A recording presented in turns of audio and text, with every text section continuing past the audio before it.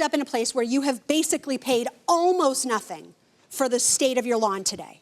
No, I just want back $46.89, just the $46.89, okay. for the reimbursement of the overcharge, and 50/50 after it would have been $68.40, I think. That's all I was looking for. All right, I'm going to go ahead and open this up to my colleagues for more questions. Mr. Shumlin, you showed us this picture, if we can show it up again, of one photograph that you took, I think you said 2 weeks after you seeded the lawn, correct? Yes. That was the only picture you took of the front yard? No, I know you said you heard this all the time, but when I was just looking in my iCloud versus my cell phone, I had gotten a new phone shortly after this, and so there was a gap of a couple pictures that I did lost. Okay, but you don't have any pictures? No, I don't. Oh, she apparently has provided, Ms. Fontaine has provided pictures to us. This looks like there's brown, patchy, hardened spots. The reason why you have to aerate that is water would just sit on the top. In order for it to get underneath, you have to plug little holes in it so the water can seep underneath it, right? It wasn't my suggestion to aerate it. She had somebody else do that. My suggestion was to come in with more dirt, and that was going to be my plan, was to try to remedy it a different way than aerating.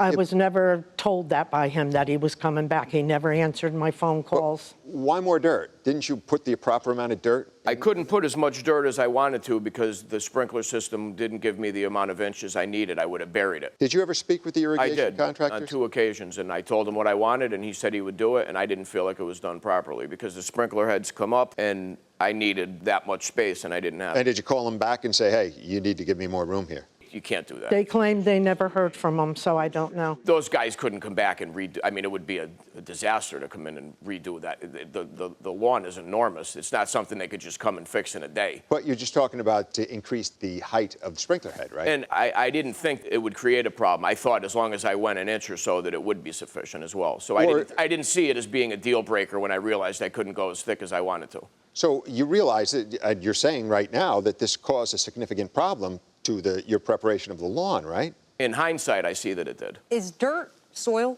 Yes. Okay. And you had given her a quote for however much topsoil, but you just testified that you couldn't basically lay down all the dirt that you wanted to because of this irrigation system. Right. So you overcharged her, right? Yeah, and I honestly did enhance the quality of seed and starter fertilizer from what I had anticipated to try to allocate some of the extra money that I had. So how much money would she have been entitled back? That's a tough question. I would say maybe $1,200. Is her figure ballpark? Yes. 1,200? Yeah. Is this what the lawn would look like a year later if it had been done correctly but then not cared for properly? I admit that there was another problem. What was it? You know, I always like to go 2 inches. I couldn't. I felt like I was prevented from doing that in this job, and in hindsight, I think that maybe, you know, it was not enough topsoil. Okay. And what did they do to the irrigation system, the new people? Nothing. It's still the same as it was the day they put it in. Nobody ever did anything to it, and I got a plush lawn now that's almost complete. So nothing's ever been done to it. That says then the topsoil I put in was sufficient. Yeah. I'm good. I'm good, thank you. All right. Parties are excused while we deliberate in this matter. Thank you. We've deliberated and we've reached a verdict and it's unanimous. Now, Ms. Fontaine, when you ask for something like a lawn and you pay for it, it doesn't guarantee that you're going to get exactly what you want. There's nature that takes course and then could dictate whether or not you're going to get that lush green lawn you wanted. However, Mr. Shumlin, you acknowledge that there are things that you did do and didn't do that prevented you from delivering to her that lush green lawn that she wanted and that she thought she was going to get. Our problem was coming up to the correct amount because you did do a lot of work on that lawn. What we ultimately concluded is that the plaintiff has met her burden in proving that you negligently renovated her lawn.